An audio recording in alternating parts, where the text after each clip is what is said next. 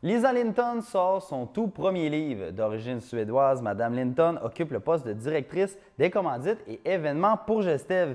Mais cela ne l'empêche en rien d'être une auteure dans l'âme. À cet effet, elle vient tout juste de publier son tout premier roman, écrit en anglais, intitulé The Cabin. Afin d'en savoir un peu plus sur cet ouvrage, mais aussi sur l'auteur, je suis allé la rencontrer chez elle, à Saint-Féréol-les-Neiges.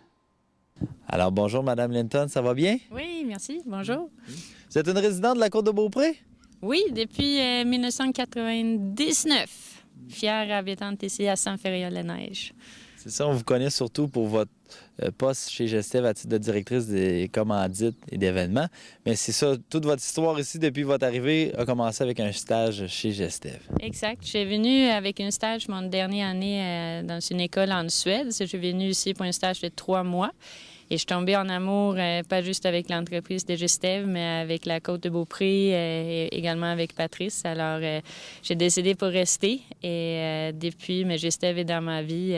J'adore ça, le challenge à travailler avec la commandite des événements. Ça bouge, mais le même temps pour rester ici sur la côte, petit feeling de village, tout le monde sont proches, on se connaît tout le monde. C'est vraiment une ambiance que j'aime beaucoup et c'est similaire de la Suède aussi. Les climats, la nature, et les gens et tout ça.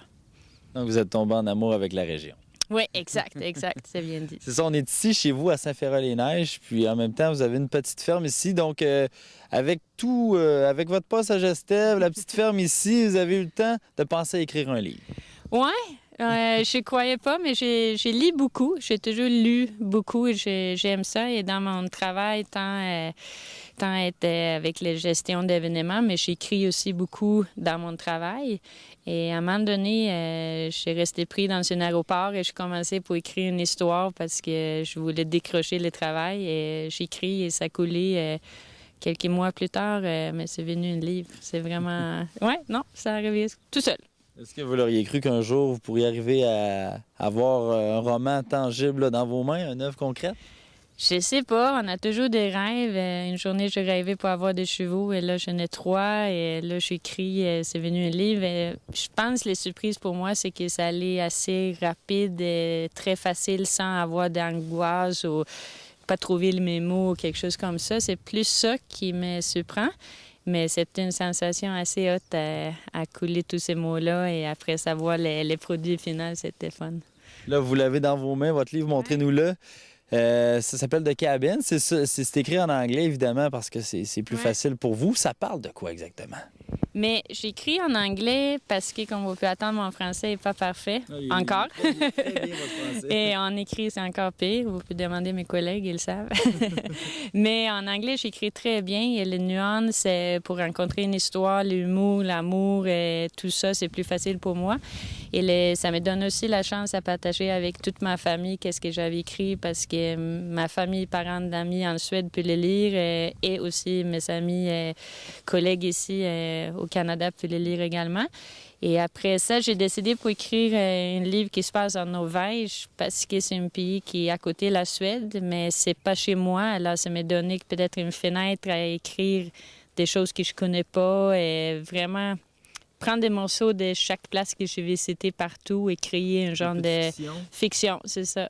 Et je plantais des petits trucs qui viennent de mon histoire, de mes grands-parents et tout ça. Mais entre autres, c'est fiction avec une Suédoise qui retrouve une petite chalet qui appartenait à sa grand-mère en Norvège.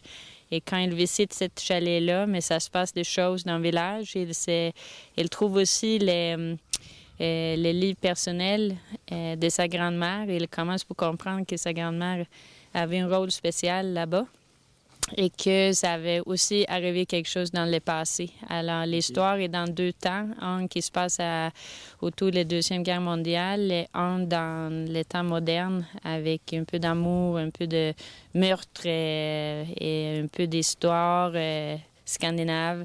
Et c'est beaucoup de nature et je pense que c'est fun à lire, c'est facile à lire et c'est amusant. Est-ce que d'avoir un premier roman comme ça dans vos mains, ça vous donne l'envie d'en faire plus puis peut-être d'en écrire un autre? Full! Oui? Oui, c'est vous êtes déjà. parti, là? Je suis partie, mais je sais pas, depuis que celui-là est sorti, j'ai pas eu beaucoup de temps. Sincèrement, parce qu'on a un peu de jus chez Gestev et tout ça. Mais j'ai vraiment hâte à trouver un petit trou à un moment donné pour me concentrer à écrire un peu. Bon, dernièrement, la gang de Gestev vous a fait une petite surprise pour le lancement officiel de votre livre. Comment vous avez trouvé ça? J'avais aucune idée, c'était ma fête. Je m'en doutais que quelque chose se passait, mais je pensais que c'était pour ma fête. Et à un moment donné, bang, il avait organisé vraiment une surprise et il avait imprimé ce livre-là. Et je ne l'ai jamais eu dans ma main avant cette journée-là. Okay. J'étais vraiment pris par surprise, souligné 3 fois. Mais c'était vraiment touchant que tout le monde avait préparé ça pour moi et honorer le livre que j'avais écrit, je ne pensais pas non plus. Alors, c'était touchant au bout. Si jamais moi j'ai envie de me procurer le livre parce que je trouve l'histoire intrigante, je fais comment? Est-ce qu'il est disponible dans différentes librairies? Mais pas pour l'instant, mais si vous habitez sur Côte-de-Beaupré, vous pouvez me contacter. J'en ai plein dans la semaine prochaine chez Gestev. Okay. Alors, vous pouvez acheter directement. Je vais aussi parler avec des petites entreprises locales, peut-être les Trois-Becs, Château, des choses comme ça.